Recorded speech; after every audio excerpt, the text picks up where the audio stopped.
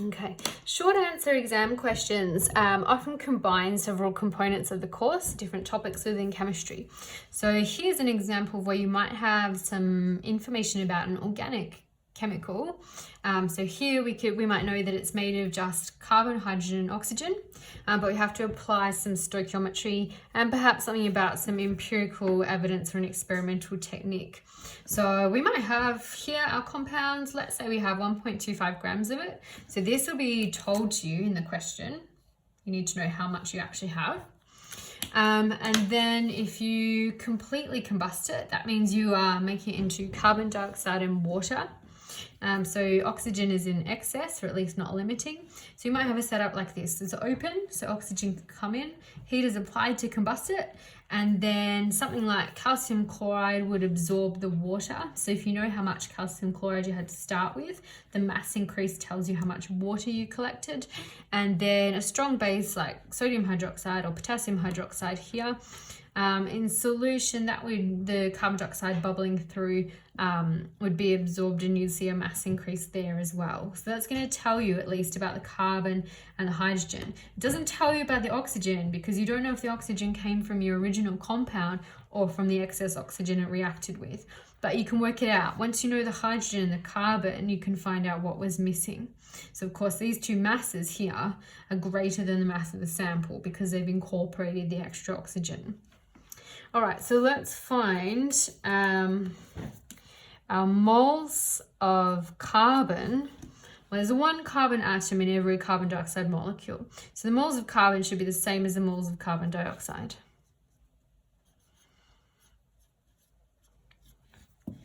And our moles of carbon dioxide then, well, we've got a mass.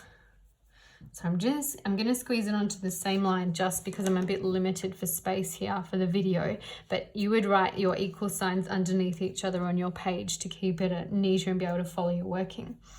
And likewise, I'm going to be a little bit cheeky here and not include my units just to save space. But we have 2.50 grams, that's our mass, over our molar mass of carbon dioxide here, which we know is 44.01, and we can work it out if we look at the periodic table. Atomic mass of carbon and 2 oxygens. So that would be grams per mole if I was writing the units for molar mass there. So we have moles of carbon is the same as moles of carbon dioxide. We know our molar mass from the periodic table, and we know our sample mass from our experimental data or what's given in an exam question here. So we can work this out. That's fine. 2.50 divided by 44.01. Pop it into your calculator or computer, phone. What do we get? We get 0.0568. Okay, so that's our moles of carbon. We've been able to work that one out. Now our moles of hydrogen, well, we have water here, so that's fine. We can do the same thing, although we have 2 hydrogen atoms in every molecule of water. So for every mole of water, we should have 2 moles of hydrogen. So we're actually going to have to double that one. So our moles of hydrogen is twice our moles of water because of our stoichiometric ratio there. And again, it's a little bit squeezy. I apologize, you'll have to work with me on that one. So water, we have 1.02 grams. And our molar mass of water, 2 hydrogens and an oxygen, that's 18.01. You probably get used to some of these over time and not need to look them up or work them out. That's going to be 1.02 over 18.01, 0.056635, so 66. We'll round it off to 3 significant figures there because we're limited to 3 significant figures here in our original data. Okay, so we have moles of carbon, moles of hydrogen. How do we find our moles of oxygen? Actually, we need to convert these back to masses in between to work those out. So let's do our mass just of carbon. because of course we knew our carbon dioxide, but the mass of the carbon is our moles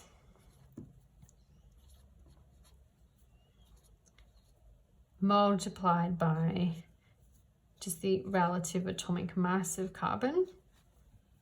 So the mass of carbon that was in our original sample, let's pop that in, 0.0568 times 12.01 is 0.682. So that would be in grams. And our mass of hydrogen, we had our, oh sorry, I actually didn't finish that. There we go. See, this is why it's useful to have working set out. I haven't doubled it yet. I just worked out my moles of water. I apologize. I need to double this. So hydrogen 0.0566 doubled is 0.1132. So that is the number here. This working out is the moles of water. This tells me the moles of hydrogen atoms. So the mass of the hydrogen is I'm going to use this value here, 0.1132. I make mistakes a lot, so it's really important to have clear working so I can go back to it and see where I went wrong. Okay, so that's not going to change a lot. Multiplied by 1.01, it's not going to be very different, but we'll just pop it in and see. It's going to be 0.114 grams. Okay, so that means now actually we do have enough information to work out how much oxygen was in the original sample, because I've got a mass of carbon, a mass of hydrogen, and my original mass of my sample. So the mass of oxygen, my missing one that I couldn't work out from these two values on their own, is my 1.25 grams. Subtract both of these, 0.682 and 0.114 gives me, can I just squeeze it in? Take away 0.682, take away. Okay, so I'm left with 0.454 grams of oxygen, and I hope that's still visible on screen. Okay, so what I can do now, I already have moles of carbon and moles of hydrogen. Now I can find out moles of oxygen, because in pretty much all situations, we really just want to find out moles. That's our most useful information. So moles of oxygen is my mass here.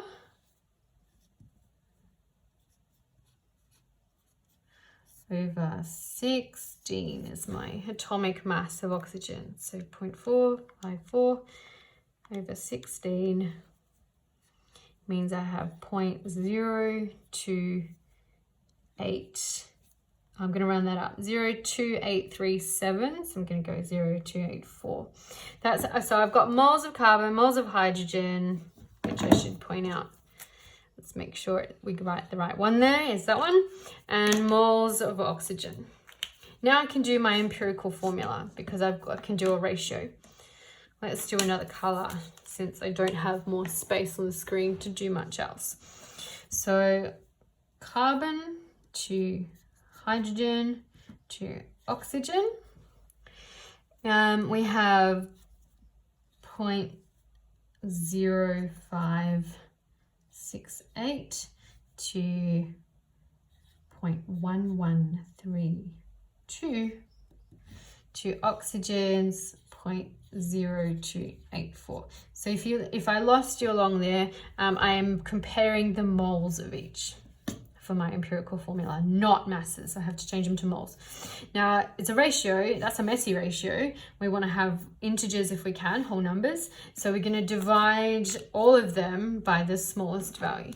The smallest value we can see is this one. So let's divide everything by 0.0284. 0.0568 divided by 0.0284 0.0284, we get, oh, perfectly true. Well, that was nice and convenient. Often you get something close and you have to round it. 0.1132, 0.0284, like this. This is 3.9859, blah, blah, blah. That's close enough that I'm happy to round that to 4. And of course, 0.0284 divided by itself, we don't need to work out, that's just 1. So we have an empirical formula now. We've done the first part of the question, C2H4O. That's the empirical formula of our sample, given the mass of the original sample of compound, how much water and carbon dioxide it made when it was completely combusted. We have the empirical formula.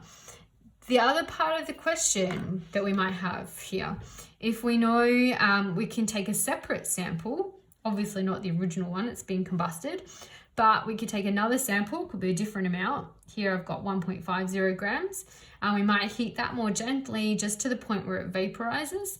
So let's say this one was heated to 170 degrees Celsius. In this case, our pressure is just a little bit more than atmospheric pressure, but pretty close. And then the gas might have filled a gas syringe, and we took a reading and found that it filled 0.597 decimeters cubed. So we have temperature, pressure, volume. We can work this equation around with mass to work out moles and molar mass, but we can use the formula PV equals nRT. So I'm going to flip this whiteboard and get rid of this for now, and we can come back to this empirical formula afterwards. But now I want to actually work out molecular formula, and for that I need to know if there's a multiple of this empirical formula or not.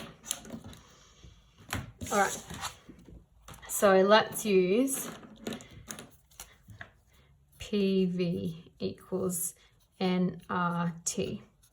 Or we can actually rearrange that equation. We can write that PV equals, now for moles, moles is mass over molar mass, RT.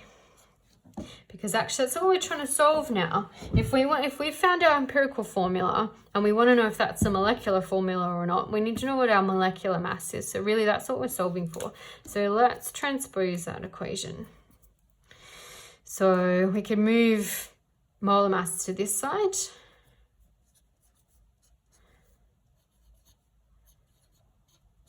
And then we could move pressure and volume to this side.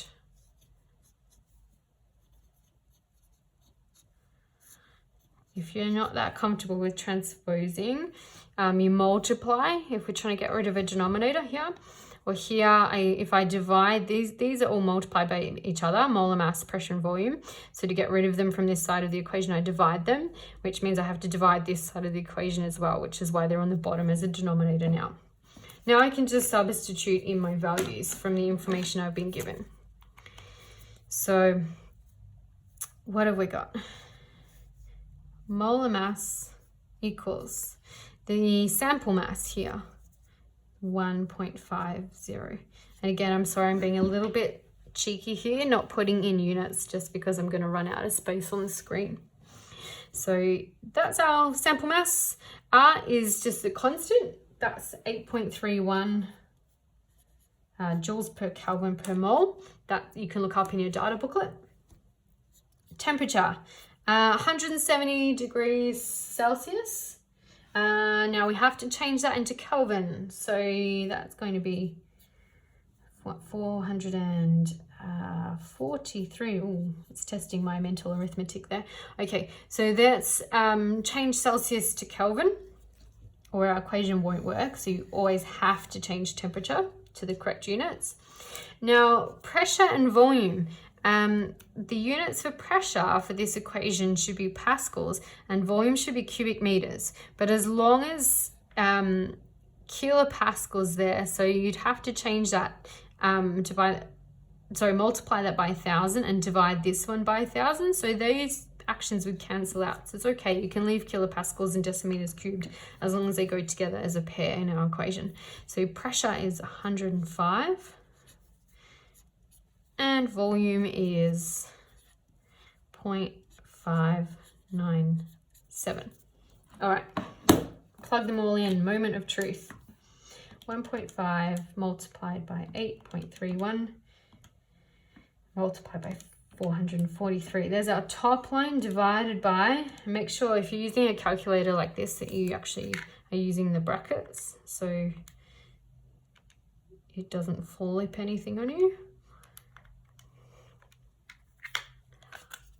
Okay, so we get a molar mass of 88, sorry, I don't know how well you can see that, 0.09. We'll leave it at that for now. You can round it to the significant figures at the end, but we'll leave it at that because we're only going for an approximation anyway.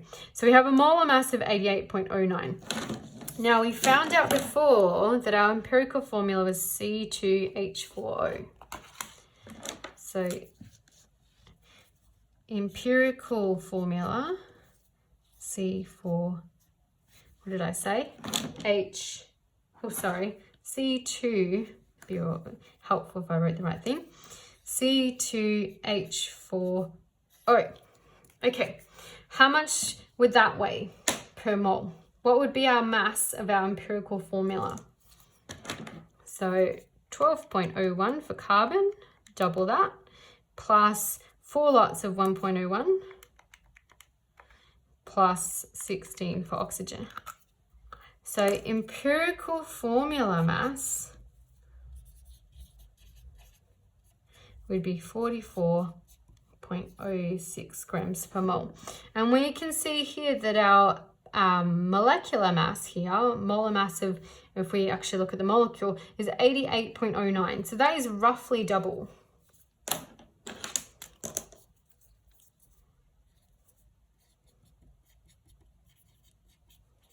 So we can see that actually we need to double all our components here in our empirical formula to get our molecular formula. Let's go to green. We use color to make up for the fact that I haven't got much space here. So molecular formula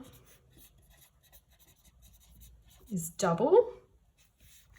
So it must be C4H8O2. Now that's as far as this question goes today, to have a look at a sample, a compound where we've determined the empirical formula. We've got some extra information where we can apply another formula to work out what our molecular formula is here.